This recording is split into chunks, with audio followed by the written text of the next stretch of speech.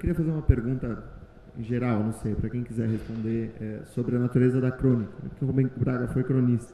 Né? Tem aquela frase dele do cronista ser o sujeito que acampa, ser um cigano que acampa, arma sua tenda de noite e se ergue de manhã e se move. Eu queria perguntar para vocês, o Ivan, se é cronista, como você vê a crônica, como você vê o Rubem Braga cronista, enfim.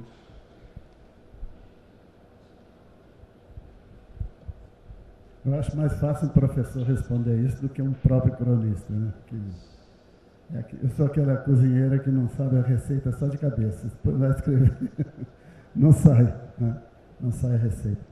Mas eu acho que a crônica, como ela veio a ser no Brasil, porque a crônica fez uma carreira longa, desde os tempos de Zé de Alencar até hoje, passou por várias fases, vários estilos, vários tipos de cronistas, né? Mas o Rubem Braga, ele cultivou aqueles vários tipos de crônicas que variam de um continho a um poema, a uma ligeira pensata, né? Um ligeiro artigo. E a crônica é isso que a crônica moderna, é isso que eu acho que o Rubem Braga conseguiu. Primeiro, uma realização do que os modernistas tentaram fazer na prosa, teorizar ou praticar na prosa brasileira. Ele é a vontade do escrever, né? É um cronista que conseguiu uma unanimidade de leitura, unanimidade de compreensão e de sensibilidade afinada com ele, como nenhum outro houve. Digamos, o Carlos Drummond de Andrade fez crônicas maravilhosas, eu acho algumas das melhores publicadas no país, mas não sempre, né?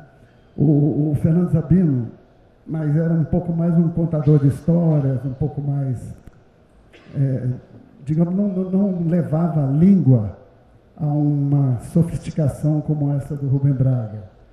Então, os cronistas, de certa forma, realizaram essa cotidianidade necessária dessa escrita brasileira, que é publicada essencialmente nos periódicos, e os periódicos têm, digamos, cada um a sua linha, cada um o seu tipo de leitor. Tem os jornais mais populares, exigiriam um texto mais fácil de compreensão, tem os jornais um pouco mais pretensiosos, que possibilitariam alguém escrever um pouco mais rebuscado, mas é sempre a medida do leitor médio. Revista, a mesma coisa, é o leitor médio da revista. Pode ser não uma revista de crime, uma revista popularesca, mas uma revista de gosto médio, tipo dessas semanais, que começou aí com o Cruzeiro, depois, onde escrevia maravilhosas crônicas também, a Raquel de Queiroz, né? Maravilhosas, mas nem sempre maravilhosas, né? Mas quando ela era boa, ela era muito boa. E tivemos, por exemplo, cronistas que eram sucesso na época e depois desapareceram completamente. Humberto de Campos, hoje ninguém lê Humberto de Campos. Então, a crônica passou por vários tipos, vários autores, várias dicções. Mas a do Rubem Braga, eu acho que é o ápice da crônica, né? Então, é aquela conversa em que entra o cotidiano, entra, dependendo do talento do autor, o trato mais sofisticado com a língua, o trato mais, não digo nem criativo, porque aí a medida é o leitor médio que a revista ou o jornal exige, mas na medida do possível, o mais criativo possível. Quando um escritor está escrevendo um romance, ele não tem nenhuma obrigação nem de ser compreendido pelo leitor. Pode chegar um escritor esquizofrênico como James Joyce como chama na Liverpool Belle, o último romance, o último livro do James Joyce, que não chegou a publicar. Finnegan's Wake. Então, esse nível de incompreensão num romance, você pode fazer o que você quiser. Ou pode tentar ser um romance de leitura fácil. Mas o cronista ele tem obrigação. Ele tem obrigações pelo meio, pelo veículo que ele vai trabalhar. Então, pergunta-se, mas a crônica é literatura? É, dependendo de quem escreve e do que ele escreve, como que ele escreve, com que intenção ele escreve. Se ele quer fazer literatura, e ele é um literato, uma pessoa que trabalha com a linguagem no nível necessário à literatura, a crônica é uma literatura. Então, eu posso dizer com segurança, Rubem Braga faz literatura na crônica. Eu tento fazer, mas nem sempre consigo. Mas o Rubem Braga é, digamos assim, uma pessoa quase irretocável nessa área, né? Não sei o que o professor pode achar disso aí. E retornando a esses perfis menos conhecidos do Rubem Braga, o Rubem Braga fundou a editora Sabiá, não é? Você poderia... A editora do autor antes, e a José Olímpia, a editora que publicava o Rubem Braga posteriormente, né? E antes também. Poderia falar um pouco sobre esse perfil de editor? Olha, eu não sei se eu fui muito comedido. O Ivan falou que eu fui breve, né? Às vezes, nesse tipo de evento, eu fico um pouco constrangido de parecer assim que eu estou fazendo a propaganda do livro que eu organizei. Então, acho que eu procurei maneirar porque me deu um pouco esse constrangimento. Eu queria falar mais do Rubem Braga e ressaltar menos esse aspecto de que do livro realmente que eu tinha organizado. Mas, aproveitando um pouquinho aqui o que a gente está colocando, o meu interesse, às vezes, Ivan, às vezes é engraçado, não é nem de professor propriamente, né? Eu pensando assim, eu já trabalhei em jornal, eu dirigi editora, eu, vamos dizer, faço poesia, eu dou aula, mas eu acho que isso tem alguma coisa a ver com o meu interesse pelo Rubem Braga e pela geração modernista. Eu vendo as pessoas que passaram aqui, os debates dos poetas, os debates que têm a ver assim, com os romancistas, não é? E eu acho muito interessante que algumas coisas hoje parecem muito especializadas. O poeta é poeta, a borboleta amarela aqui do Rubem Braga. Tá escutando a gente. E uma das coisas que eu acho é que há uma especialização muito grande, um corporativismo muito grande.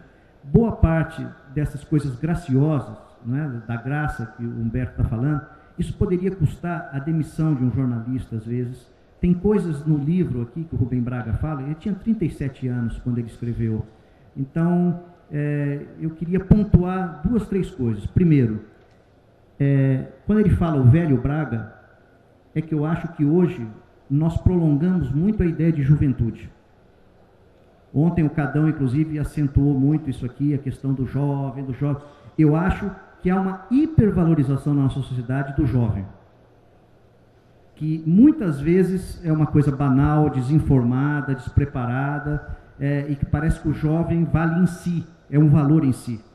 E eu acho que uma das coisas bonitas de ver e ler o Rubem Braga é uma questão de que a velhice é valorizada, de que a maturidade do texto e a maturidade das experiências, ela é valorizada. Então você pensa que também ser jovem naquele tempo que o Rubem Braga escrevia, ele começa nas redações de jornais muito cedo, muito mais cedo, porque hoje tem a exigência do diploma, tem a ideia de que para você entrar num trabalho, quer dizer, é como se ele escrevia crônica diária. Você vê hoje uma pessoa numa profissão, ela reclama muito às vezes, as pessoas reclamam muito. E você vê que o Rubem Braga escreveu durante anos aquela crônica diária e escreveu bem. Esse período de Paris, ele fez essas grandes entrevistas e ele escrevia ainda uma crônica diária numa coluninha chamada Recado de Paris.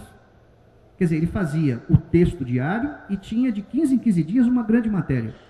Mas a diferença é o seguinte, ele encontrava o Jacques Prévert, a cantora Juliette Gréco, o Sartre. Quando hoje a gente pensa, a gente tem uma ideia de riqueza e de informação que o Google, que a internet, o Facebook, tudo aproxima. O os nossos jornais não informam quem seria o Prévert de hoje na França. Não se escreve, não tem um jornalista cultural hoje que entreviste, vamos dizer, um cara como o Prévert naquela época que o Rubem Braga fez. Não é? Quer dizer, tem milhares de jornais, muitos correspondentes e pouca informação. Geralmente quem trabalha no jornal, aquilo chega por agência, as mesmas matérias são reproduzidas, você tem a televisão, apaga e o canal, vamos dizer, TV a cabo. Você vê 10 vezes o mesmo jornal. Não, as coisas estão acontecendo na rua e você não tem ninguém cobrindo. Então, o Rubem Braga, o que me fascina nessa geração é você pensar assim, o mau humor era uma forma sofisticada, às vezes, de marcar posição política, de marcar posição na graça, no humor, de dizer, não. Nos debates que nós temos, normalmente um escritor não se contrapõe ao outro. Provavelmente, se o Rubem Braga estivesse num desses debates, ele falaria mal de alguém. Não gosto disso. Isso é mal visto no nosso perfil de hoje, não é? Então eu penso assim, que essa crônica, onde ele ofendia às vezes, inclusive, o leitor, tem uma crônica aqui no livro, de uma pintora, que ele chega e fala assim, nem sei porque estou indo entrevistar essa pintora. Começa assim. Talvez a pintura dela não tenha importância nenhuma para o século. Eu não tenho interesse nela. Mas ele chega e começa a fazer a matéria. Aí chega uma hora e ele fala, ela é profundamente desagradável. As cores dela são até levemente lésbicas. É uma coisa que, pelo politicamente correto, hoje ele já teria sido demitido. Aí ele chega e fala, ela está, inclusive, fazendo um discurso ariano. E aí ele fala, puxa, essa mulher foi namorada do Apollinaire, conheceu o Picasso. Eu perguntei para ela algumas coisas, ela mal falou deles. Que ingratidão. E ele vai falando mal a entrevista toda. Quando chega no finalzinho, ele sai na rua e do mesmo jeito que ele descreveu a cabeça do Picasso, ele fala, eu vi aquela senhora francesa de cabelos todos brancos, na calçada, como eu, procurando pegar um táxi. Eu me enchi de ternura por essa pintora. E talvez eu tenha que reconhecer que sem a pintura dela, o século ficaria pior. Né? Vamos dizer, então, ele mudou de posição durante a matéria, aquilo tem uma contradição, ela não é uma matéria, vamos dizer, correta, tem várias desse tipo. E são matérias que são aparentemente, vamos dizer, muito subjetivas. Quando o Humberto fala, olha, Manchete tinha vários cronistas. Eu sinto que hoje nós não temos essa diversidade. Diversidade de, vamos dizer, opiniões, não é? A diversidade de interesses. Então, voltando à sua pergunta, quando você me fala, ele fundou 2 editoras. Isso não é incompatível com o trabalho do cronista. Ele não deixou de ser cronista porque ele trabalhou em editora. Não é? Os espaços eram permeáveis. E eu penso que o Rubem Braga aprendeu, inclusive, a escrever, a editar os seus próprios textos, vendo os outros na redação trabalhando dessa forma. O trabalho era muito menos individual. Essas brincadeiras de pegar um texto do Drummond, publicar. A questão dos direitos autorais hoje pressionam a gente. Você não pode publicar porque herdeiro não deixa. Há muita falta de humor no nosso mundo. Há muito, vamos dizer, escaninho. Há muita organização. E, no entanto, o nosso discurso parece o mais progressista, que nós vivemos numa época mais livre, mais democrática, com mais acesso às coisas, e que nós podemos transitar pelo mundo, ir e vir. Livre era o Rubem Braga, que podia cobrir desde a guerra, que ele podia fundar a editora, que ele tinha a boemia, que tem um Rubem Braga que é socialista, tem um Rubem Braga que é um homem carrancudo, tem um Rubem Braga de humor. Isso, se você pegar todos os modernistas, o Bandeira é um pouco assim, o Oswald de Andrade é um pouco assim, o Drummond está cheio de histórias que a gente precisa ainda de desvendar. E o que você pensa sobre o Brasil? Agora a gente teve uma biografia do Rubem Braga. O Mário de Andrade não tem biografia, né? O Drummond tem uma só. Quer dizer, qualquer país civilizado, minimamente, que as editoras sejam um pouco ativas, você tem 4, 5 biografias do Faulkner. Do Sinatra, que saiu agora, tem umas 15. Quer dizer, é uma coisa assim... num certo sentido, eu acho que esses festivais, eles têm um lado muito interessante, que a gente pode comunicar essa indignação, não é? Quer dizer, a gente pode provocar. Então, no sentido do vermelho e negro, o que eu quero dizer é que o Rubem Braga era um cara, ele lia muito, ele lia livros sobre pesca, ele lia livro, vamos dizer, sobre fauna brasileira, ele lia livros sobre o barroco, ele resenhou os primeiros livros de esquerda do Caio Prado Júnior. Quer dizer, ele resenha o Thomas Mann. Quer dizer, esse homem, então, ele não é um cronista que senta e faz. Tinha uma ambição literária, o Rubem Braga tinha uma ambição literária disfarçada, ele criou um personagem para ele. Mas é muito importante a gente perceber que não se chega a esse grau de texto, não é? Essa qualificação literária, se você realmente não tem formação. E o meio, naquele momento, exigia isso, exigia de um escritor. Então, às vezes eu fico um pouco perplexo. Ontem se perguntou aqui para vários escritores que participavam de uma mesa sobre região. Se falou de música regional. As pessoas não tinham uma experiência de música regional. O Mário de Andrade estudou música. O Rubem Braga foi letrista. Ele fez 2 letras, uma para o Luiz Bonfá e uma para o Bororó. Né? Quer dizer, Dorival Caymmi era amigo do Rubem Braga. Então, quando a gente pensa nessas coisas, o Bandeira conhecia música, foi crítico militante, Murilo Mendes foi crítico militante de música clássica. É muito interessante você ver que essa geração modernista tinha uma curiosidade para expandir os seus conhecimentos. Então, eu acho que a crônica do Rubem Braga, ela é poderosa, mas tem assim, o que a gente está começando a levantar, e eu nem me sinto especialista em Rubem Braga, minha ideia é que começa a levantar algo que você sente que tem muito assunto. Né? Ele vai falar num momento assim que ele gostaria de ter sido crítico de música. Ele tem um texto chamado Pintura, ele fala: hoje eu vejo que a minha música interior não vem do ouvido, vem dos olhos. E que eu gosto de pintura, entendo de pintura, e falo, e lamento que eu não tenha tido a disciplina para fazer crítica. E aí ele comenta que o Venturi, um italiano, um dos grandes críticos de artes plásticas, ele fala, quando leio os livros do Venturi, eu vejo que eu concordo nas opiniões com ele sobre a pintura abstrata, sobre a pintura realista, sobre o cubismo. Ele fala, mas eu não seria capaz de escrever aquilo. Por quê? Ele fala, eu não me disciplinei. Mas para a crônica, ele teve disciplina. Para fundar uma editora onde ele pôde publicar os amigos, os cronistas, a tradução, o Rubem Braga tradutor de Terra dos Homens, né, Terra de Homens, do Exupéry, autor do Pequeno Príncipe, é um livro que quem não leu aqui deveria ler. Terra de Homens, é um livro lindo, um livro que marcou a época. Tem elogios do Drummond falando, na verdade o livro em português é melhor do que em francês. Que o Rubem Braga melhorou o Exupéry, né? Deu mais secura ao lado sentimental do Exupéry. Então, eu sinto assim que tem muita coisa para falar do Rubem Braga. Eu vou parar agora um pouquinho aqui, mas a gente volta a falar. Vamos bater um papo? Queria abrir para as perguntas, para comentários. Gostaria de perguntar alguma coisa?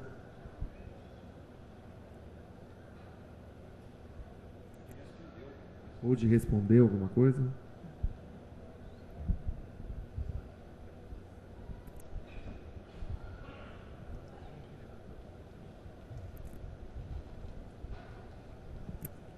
Obrigada.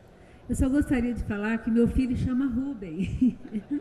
Aí, no 2º ano, a professora perguntou, né, no caderno, né, ele respondeu, sem levar para casa, para perguntar, por que você se chama Rubem? Ele escreveu, minha mãe disse que é por causa de um tal de Rubem Braga. Só isso, estou muito satisfeita com a mesa. Maravilhosa.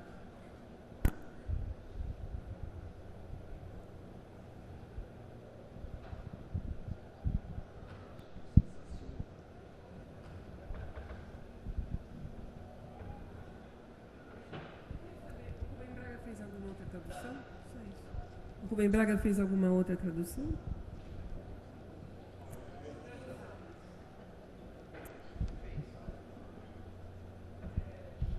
Eu não tenho a lista aqui agora, mas eu poderia te dizer assim que são todos autores secundários de romance, tudo publicado geralmente pela editora Globo, na época. E até vinha com anúncios, assim, tradução de Rubem Braga, aquilo era um aval. E durante muito tempo, quando ele precisava de dinheiro, quem salvava ele, períodos inclusive que ele foi preso, ele pegava trabalhos de tradução, porque eram a maneira dele poder sustentar, e algumas delas, o José Olímpio comentava que ele nem entregava tudo, tinham que passar para outra pessoa. Mas as poucas que ele fez, tudo que eu levantei sempre tem elogio, mas são autores secundários, de língua inglesa a maior parte. Se consegue. Hoje em dia, inclusive, com essas coisas de Google, né, é muito fácil, você lança lá traduções de Rubem Braga, vem várias delas, não todas, mas vem várias. Bom, parabenizando a mesa maravilhosa, né? Por isso que acho que as perguntas são pequenas, porque vocês exploraram muitas coisas interessantes, né? Eu não conhecia muito o Rubem Braga, mas me despertou uma pergunta para a mesa, queria ouvir o comentário de vocês, sobre os textos políticos do Rubem Braga. Já que era um socialista antigetulista, era mais um socialista não socialista, quer dizer, que socialismo era esse, né? E como os seus argumentos, né, políticos apareciam nas crônicas, porque falaram do Rubem Braga engraçado, interessante, etc. Mas e as questões políticas? Como que apareciam no trabalho dele? Acho que é uma curiosidade grande.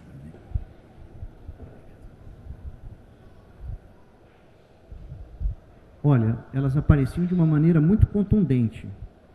Ele realmente fazia militância através da crônica, e essas crônicas não foram levantadas. É como se ele separasse realmente. Como o Ivan falou aqui, tem um material que é do poeta lírico, ele era realmente um poeta da crônica.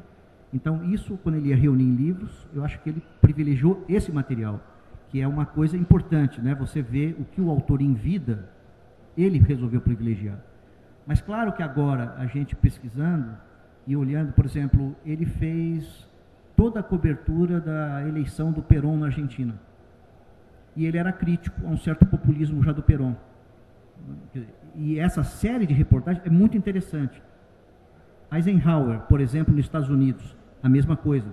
Quer dizer, ele era um jornalista de ocupar a primeira página dos jornais como jornalista político. Mas, além disso, ele militou em alguns jornais, assim, pondo dinheiro do bolso, escrevendo de graça, que eram jornais mais, vamos dizer, ligados a uma corrente de esquerda, né? E diretrizes, comício, né? Vamos dizer, isso são diretrizes, é realmente uma coisa espetacular. Quem puder entrar na hemeroteca digital, que tem todos os jornais antigos da Biblioteca Nacional do Rio de Janeiro à disposição, pegar diretrizes é uma coisa realmente espetacular. Você vê o nível do jornal, o nível combativo, né? E quando eu falo do aspecto socialista, é porque todo mundo à volta do Rubem Braga era comunista.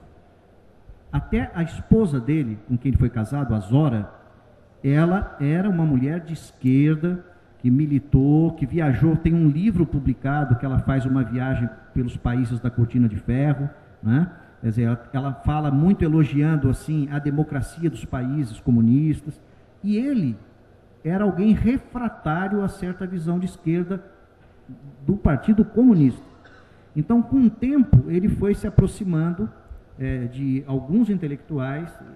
Quando eu falei aqui até do nome do Antônio Cândido, o Manuel Bandeira também ajudou a fundar o Partido Socialista Brasileiro, mas eram todos intelectuais que, num primeiro momento, como Drummond, como Aníbal Machado, eles eram todos próximos do Partido Comunista Brasileiro.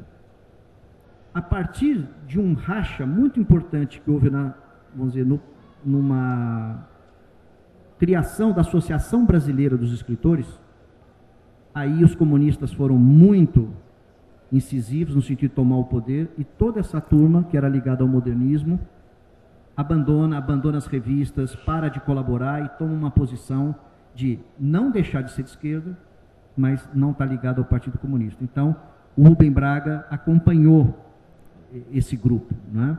E eu fiquei realmente muito bem impressionado com os textos dele, no sentido também de uma crônica cotidiana, de comentar eleições, de comentar situações da cidade, de criticar prefeito, governador, né? Ele atuava muito nesse espaço. E eu acho que seria bem interessante recuperar essas crônicas, porque ele tinha o gosto da política. Esse é um aspecto interessante. Ele era um homem que hoje ele nos parece alguém desinteressado. E acho que isso foi uma fase que o Rubem Braga cristalizou depois dos anos 60, que está ligado a esse período de uma certa boemia. Ele já vai para a cobertura dele, ele já tem mais idade, e ele sai um pouco da vida noturna. Ele fica mais recolhido, mais urso, lobo solitário. Mas teve um período, que acho que vai até os anos 50, que o Rubem Braga era encontrado em todos os restaurantes, bares, ele frequentava as coisas, e nas manifestações, e nas redações de jornal.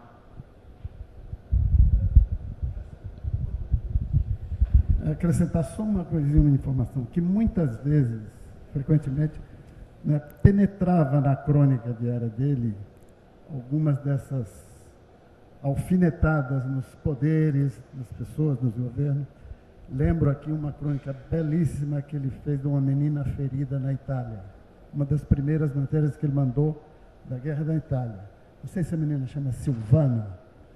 Uma menina de 12 anos que tinha sido vítima de uma explosão de uma granada e tinha o corpinho quase todo pelado, todo ferido de coisas da granada.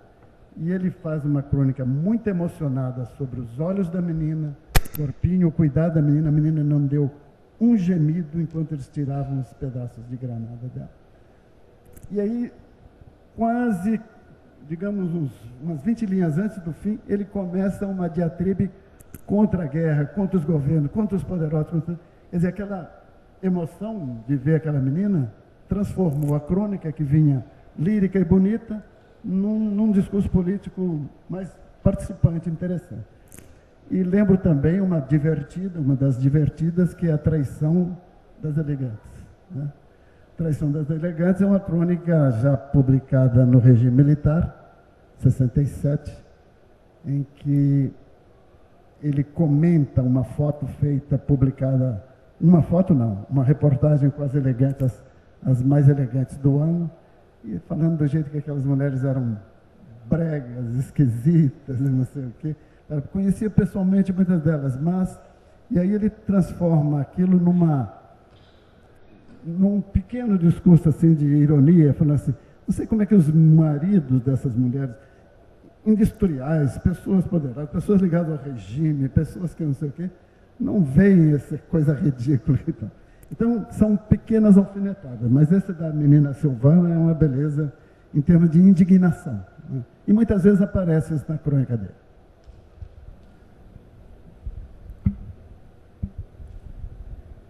Bom, eu não sei o suficiente para ter uma pergunta para fazer para vocês, eu não conheço a obra de Rubem Braga o suficiente. Mas eu queria dizer, como você disse, Augusto Massi, que realmente esse tipo de apresentação provoca a gente, faz a gente conhecer situações que trazem indignação e conhecimento, curiosidade, vontade de saber mais sobre vocês, sobre os autores de quem vocês falam e principalmente uma emoção muito grande, um amor muito grande pela língua portuguesa. E por tudo isso, eu queria dizer muito obrigada.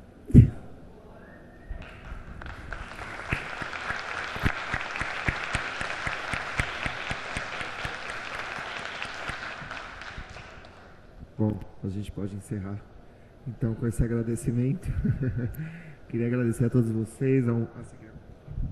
Só queria lembrar que acaba de ser relançado, não vou fazer comercial aqui da editora, mas 200 crônicas escolhidas de Rubem Braga pela editora Record, né?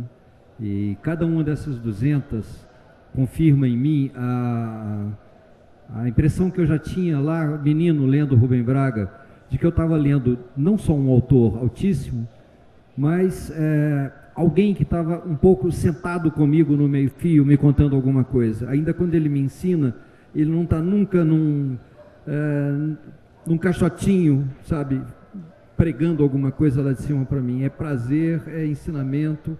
Eu acho que nesse livro, As 200 Crônicas, vocês vão encontrar o essencial dele. Enquanto não vem aí o que Augusto Massi nos promete. Obrigado, Beto. Bom, obrigado a todos, obrigado, Augusto, obrigado, Ivan. Boa tarde.